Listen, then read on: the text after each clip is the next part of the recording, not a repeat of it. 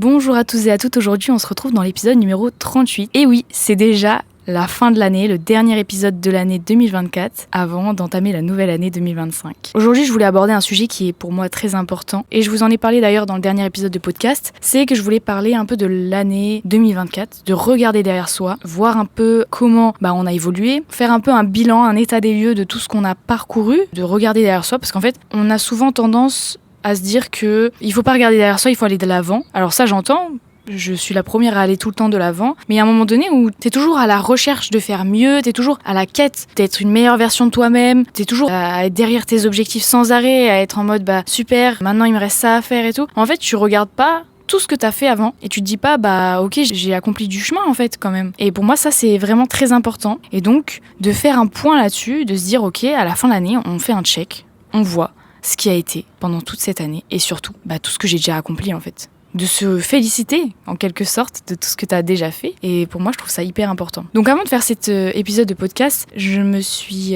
pris en quelque sorte un peu de temps personnel pour faire un état des lieux sur mon année 2024, donc reprendre mois par mois ce que j'avais fait pour vous en faire part. Donc ça a été très important pour moi de prendre ce temps au préalable plutôt que de passer 2 heures à faire mon épisode de podcast. Mais du coup, je vais vous détailler un peu tout ce que j'ai fait durant l'année et comment j'ai fait ce bilan en fait de la fin de l'année, et surtout parler des objectifs que l'on va se mettre pour l'année 2025. Pour moi, c'est vraiment un récapitulatif qui est essentiel à faire, que j'ai instauré depuis 2 ans maintenant, que je dois faire en fait, que je m'oblige à faire, parce que tout simplement, c'est pas une simple réflexion, c'est vraiment un moyen de se dire ok, t'en es là à l'heure actuelle, mais maintenant on va réajuster le tir, on va évoluer, on va surtout rester aligné avec qui l'on est et ce que j'ai envie d'accomplir par la suite. Donc aujourd'hui, ça va être principalement axé sur un bilan de l'année 2024 avec tout ce qui va être les importances des ajustements réguliers, parce que ça c'est vraiment très très important pour moi, et surtout de déterminer des objectifs adaptés pour l'année 2025. Alors là, je vais prendre mon petit calepin, mon petit cahier d'ailleurs, ce que je voulais vous dire. Personnellement, moi j'écris tout ça dans un cahier lambda. C'est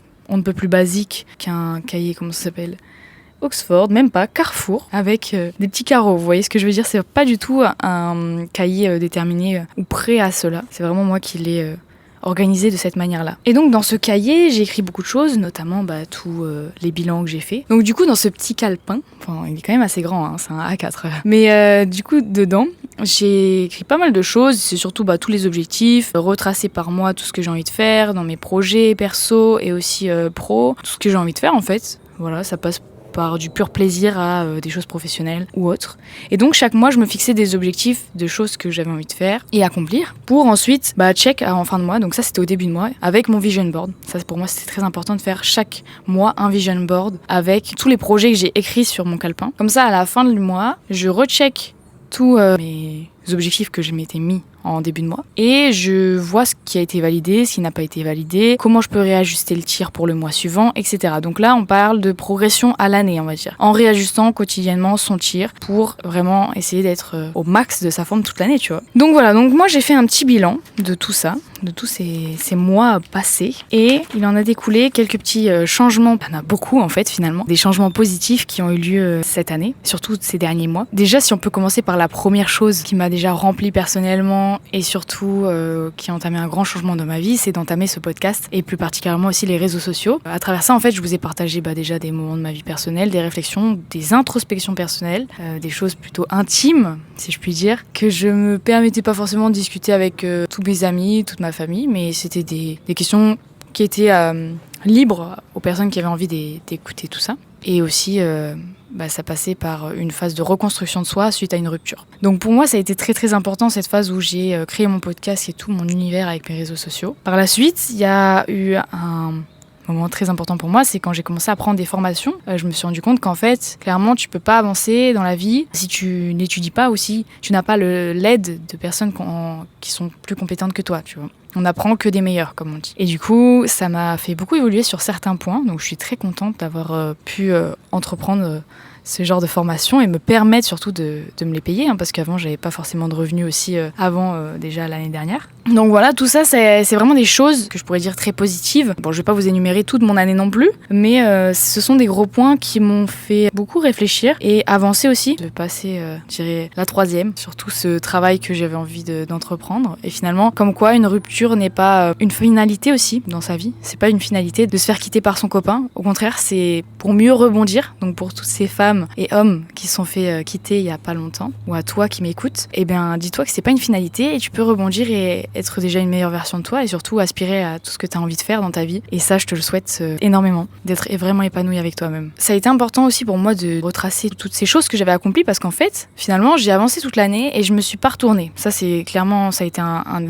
certain problème. Enfin, des fois, j'essayais quand même de me retourner. Je me disais, ah ouais, c'est cool, t'as vraiment énormément travaillé sur toi et tout. Et donc, je changeais d'angle, je regardais des angles sur plusieurs années, je regardais des angles sur 2 ans, je regardais des angles sur 1 année, tu vois, ou quelques mois. Mais c'est vrai que ça a été moins fréquent que de réorienter mes objectifs et de retravailler sur mes projets, tu vois ce que je veux dire ? Mes projets à l'heure actuelle, à chaque fois. Et donc pour moi, on a tendance à trop souvent oublier de regarder ce qu'on a déjà accompli. Et moi la première. Et c'est important de prendre cet instant, donc notamment cet épisode de podcast, pour noter toutes tes victoires en fait personnelles, toutes tes petites victoires. Hein. T'es pas obligé d'avoir fait un truc de fou, d'avoir lancé un projet, d'avoir déménagé ou quoi. Bon, en parlant de ça aussi, il y a eu mon déménagement en Martinique, qui a été pour moi une grande victoire parce que j'aurais jamais pensé pouvoir changer de vie comme ça du tout au tout. Et je suis relativement fière, j'ai beaucoup voyagé. Je suis hyper reconnaissante de toute cette vie que j'ai en fait et tout ce que j'ai vécu sur cette dernière année que j'ai pas forcément pu me permettre de vivre auparavant. Et c'est grâce à tout le travail aussi que j'ai effectué sur moi-même, mais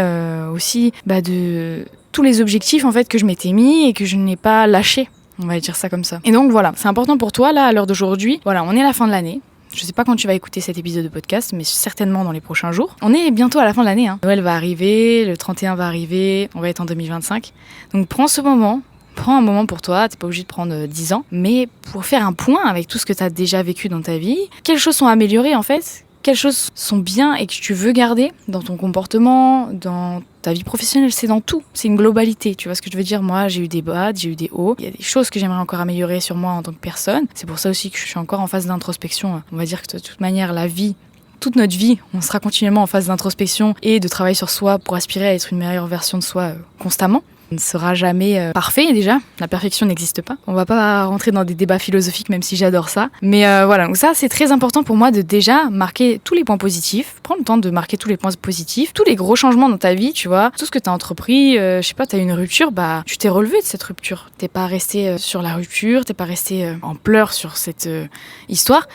Tu t'es relevé et félicite-toi parce que c'est énorme. Ça, c'est un grand changement, c'est pas un petit truc de rien, tu vois. Et même si t'as réussi à quitter la personne ou inversement, c'est quand même un grand pas pour toi parce que ça va t'ouvrir tellement de portes pour évoluer en tant que personne et grandir. Donc, toutes ces petites choses, c'est pour mieux redémarrer par la suite, tu vois ce que je veux dire ? Pour mieux grandir, pour être vraiment plus en phase avec toi par la suite. Que ce soit des bonnes victoires ou des mauvaises. De toute façon, il n'y a pas vraiment de mauvaises victoires parce que même une rupture en soi, ça sera toujours positif par la suite parce que ça te permet de te libérer d'un poids. Tu vois ce que je veux dire ? Si tu vois pas ce que je veux dire maintenant parce que ça vient de t'arriver, tu comprendras par la suite.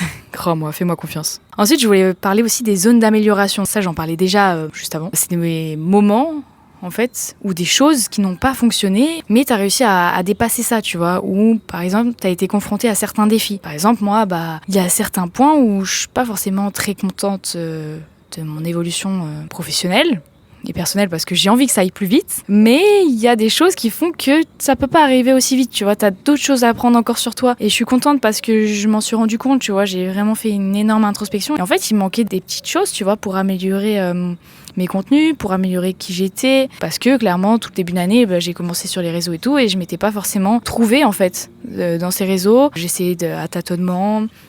Voilà, c'est des choses comme ça où t'essayes en fait, c'est parce que derrière je savais pas réellement ce que je voulais et je m'étais pas encore réellement trouvée finalement, tu vois. Et donc ça, c'est important de voir ça pas comme un échec, mais comme une phase de test, une phase d'apprentissage, pour qu'après tu sois expert dans ce domaine, tu vois ce que je veux dire ? Tu sois pleinement toi-même, que tu te comprennes, que tu apprennes. Tout ça n'est pas négatif, au contraire. Donc tous ces échecs, finalement, c'est pas des fins en soi. C'est des indications pour ajuster notre chemin. Et ça, c'est très intéressant et très important à garder dans sa tête. Faut pas lâcher un projet que t'as en toi ou autre, n'importe quoi, une relation ou quoi, juste parce qu'il y a un échec. L'échec, au contraire.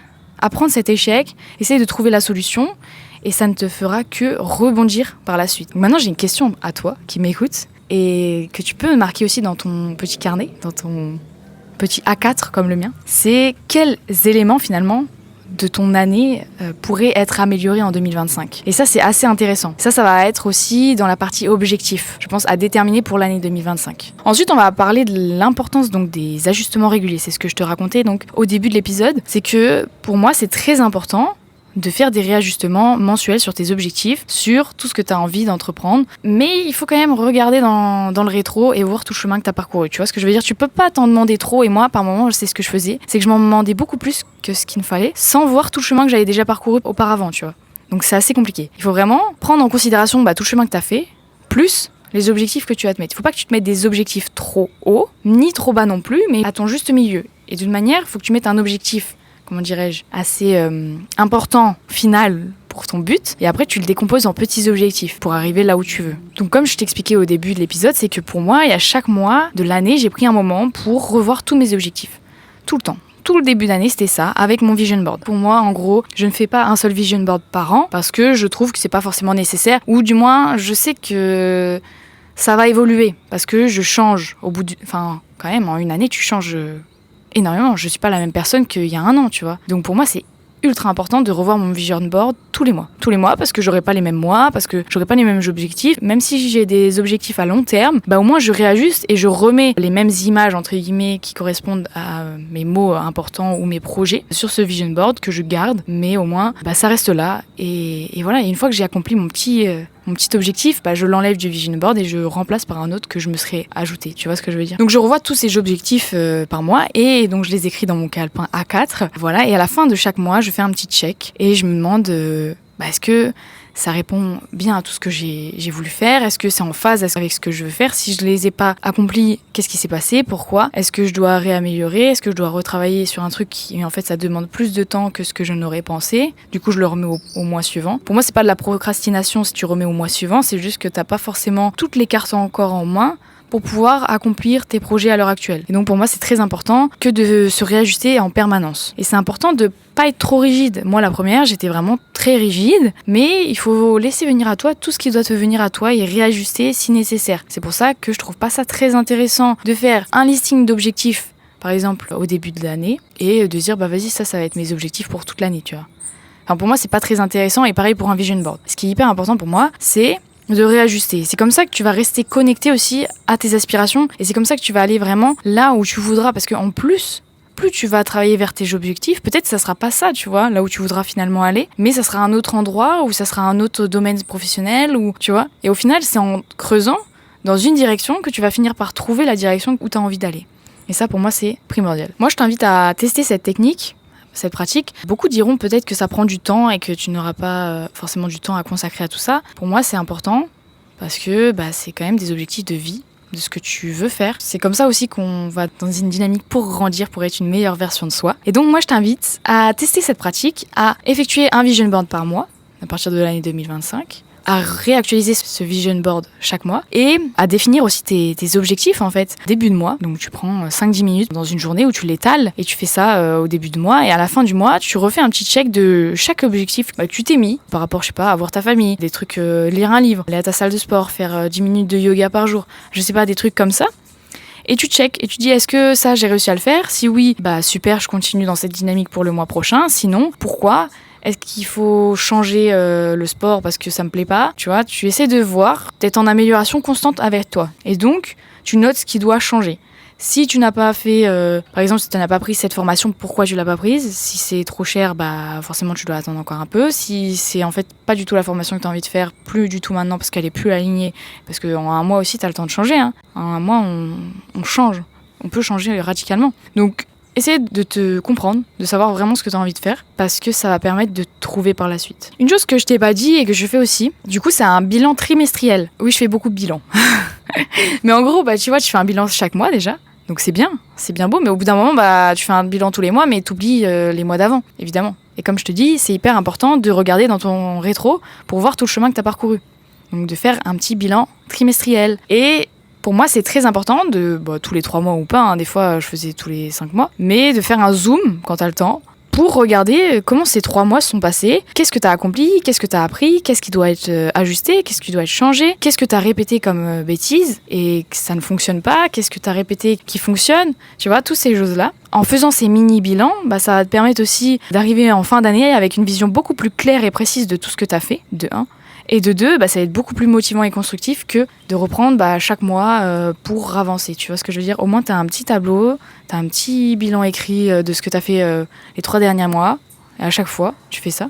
Et du coup, ça va te permettre d'aller dans une certaine dynamique et de pouvoir voir plus clair à tout ce que tu as envie d'entreprendre. Au début de l'épisode, je t'ai parlé du fait aussi que j'ai fait un petit récap donc, sur toute l'année 2024. La fin d'année, en fait, en général, ce que j'essaie de faire, c'est que je prends du temps, du coup. Je revois un peu les objectifs que je m'étais mis chaque mois, mais aussi tous les objectifs et les récaps trimestriels. Et j'en fais un énorme récap sur une seule page pour essayer de visualiser un peu toute mon année en une seule page pour pouvoir voir les plus et les moins. Donc janvier, par exemple, je mets janvier. Et je mets un petit plus, tout ce qui a été positif, tout ce que je retiens de ce mois et les changements, les projets, qu'est-ce qui s'est bien passé et les moins, tout ce qui a été difficile, tu vois. Des choses sur lesquelles j'aurais pu travailler, que je pourrais améliorer. Et ça sur toute l'année. Donc c'est assez intéressant parce qu'au moins tu vois vraiment les objectifs qui ont été accomplis ou pas, qu'est-ce qu'il faut travailler encore, et après à la fin tu as vraiment ta base pour entreprendre une nouvelle année, c'est-à-dire l'année 2025. Parlons-en du fait de la vision de l'année 2025. En gros, chaque année, je me fais un petit check, donc comme là je t'ai expliqué, chaque fin d'année, je regarde dans le rétro, je regarde tout ce que j'ai fait, tout ce que j'ai accompli, ce qui est bien et ce qui n'est pas bien pour pouvoir rebondir dessus et retravailler tout ça. Mais aussi, pour moi, le bilan de l'année, c'est pas une fin. C'est vraiment un tremplin. En gros, je vais reprendre tous ces objectifs et ces récaps pour voir ce qui doit être réajusté en 2025. Mais je suis pas du tout dans la dynamique en mode on est le 1er janvier, je vais prendre mes résolutions et basta. C'est pas juste parce que c'est une nouvelle année que je dois reprendre absolument des résolutions, tu vois ce que je veux dire ? On doit continuer dans la dynamique qu'on avait entrepris. C'est pas parce que c'est une nouvelle année que je vais lâcher mes anciens objectifs et je vais clôturer mon année 2024 sur des échecs ou des choses que je n'aurais pas abouti. Au contraire, ça doit être un tremplin pour ma nouvelle année par la suite. Donc je prends tout ce que j'ai appris de cette année et je le transforme sur une feuille de route en fait, adaptée à mes envies et à mes besoins. Donc ce qui va être important, comme je t'ai dit auparavant, c'est pour toi définir un peu tous tes objectifs, tout ton chemin que tu as envie d'entreprendre en 2025 ou pour les prochaines années, parce que là, je te fais un épisode pour l'année 2025, mais c'est pareil pour tous les changements d'année de toute manière. Mais du coup, toi, ce que tu peux faire comme exercice, c'est de prendre tous tes bilans trimestriels et tout ce qui va être du coup tes objectifs effectués par mois et sur une feuille de route ou comme moi sur mon petit calepin A4 un peu à l'arrache, écrire donc pour chaque mois les plus et les moins, ce que tu retiens, ce que tu as un peu moins apprécié et surtout ce sur quoi tu as envie de travailler. Et au moins tu as une vision claire et précise de ce que tu as envie de faire en 2025. Et pour moi, c'est très important. Parce que ça va permettre de t'aider à fixer tes nouveaux objectifs, ou du moins de continuer à réajuster tes objectifs. Et ça, c'est très très important. Comme je te disais, j'aime pas trop tout ce qui est 1er janvier, on prend des résolutions, on va à la salle, on fait ça, on fait ci, on change tout d'un coup. En mode, on fait reset, on recommence tout. C'est pas trop mon délire.